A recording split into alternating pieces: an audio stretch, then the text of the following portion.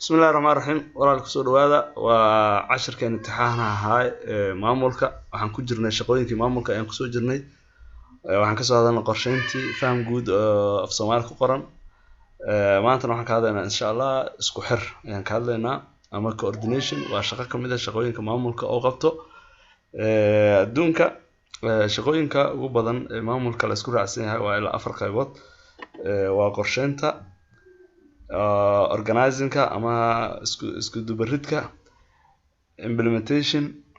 iyo mid ugu dambayso ah controlling shaqaaleysiinta isku xirka iyo shaqooyin kale oo fara badan waa shaqooyin markii dambe soo baxay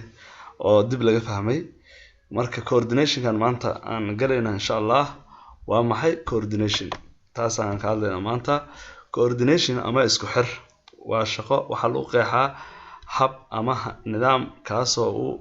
hagaaga qaabka ugu fiican ee shaqo la isugu xiro socota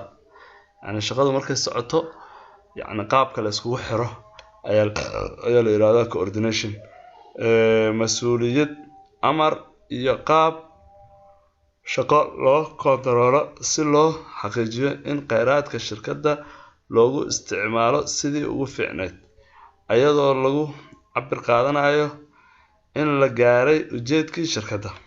yani isku xirka waa kaas macnaha wuxuu kulansaday ilaa dhowr shay ayuu kulansaday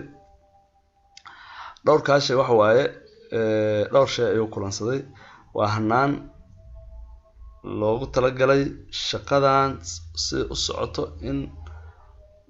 mas'uuliyad haday noqoto amar la bixinayo haday noqoto shaqo istaagaysa haday noqoto shaqo joogaysa haday noqoto intaba hanaan lagu kala qaadanayo ayaa lahaa coordination simply waxa laga wadaa in shirkadda meesha laga soo galay iyo meesha laga baxo la kala yaqaano tusaale ahaan maanta shaqa lagu soo diray shaqadaas waa inaad taqaanaa meesha ay leedahay tusaale ahaan waxa ka shaqeysaa xafiiska saleska ka shaqeysaa waxa u baahatay shaqaale cusub inaad shirkadda ku soo biiriso oo dan u aragtay tusaale ahaan meeshan waxa looga shaqeeyaa 15 qof waxa aragtay shaqada inay u baahan tahay 5 qof oo dheeraad ah marka inta aade waxa aade qaybta oo nadaafadda waxa aade qaybta xaqitaanka dhulka waxa aade qaybta biraha jiido waxa aade qaybta darwalada maya meesha aadis waa inaad taqaanaa waa inaad dhihi kartaa meesha aadaya waa shaqada iyo shaqaalaha waa inaad dhihi kartaa okay muhiimadda isku xir ay leedahay marka muhiimadda marka waa in la helo hanaan fiican oo wax la isku xiri karo loo kontroli karo si looga faa'iideysto kheyraadka shirkadda isku xirka muhiimadeedu waxa waaye nidaam in la helo wax loo kontroli karo yani waxaas marka sababtana maxay tahay marka hanaan kale ayaa nidaam kale wax loo kontroli karo la helayaa ma loo baahan yahay isku xir adduunka waxa waaye waa wax la isku raacay waa loo baahan yahay sababtoo waa hanaan lagu dajinayo sida loo kala amar qaadanayo si loo gaaro guul wax ku ool ah waa kaas macnaha waa si loo gaaro guul wax ku ool ah coordination loo baahan yahay inta ku xiranto inta ka qaado inta san ka yeel halkaan ka amar qaadata halkaan ka amar baxda ayaa laga rabaa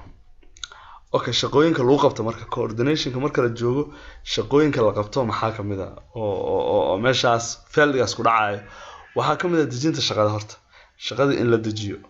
cabirkeedii shaqada ma yar tahay ma badan tahay dhexdhexaada jajabinta shaqada in la jajabiyo diyaarinta hanaanka lagu kala amar qaadanayo ayadana waa muhiim waxa shaqooyinka lagu qabtay kamid ah ka faa'iideysiga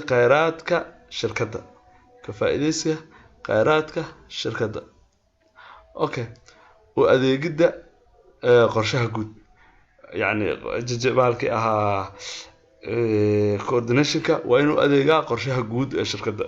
si hawshaas loo dhameey lahaa waa inuu adeegaa assalaamu calaykum kusoo dhawaada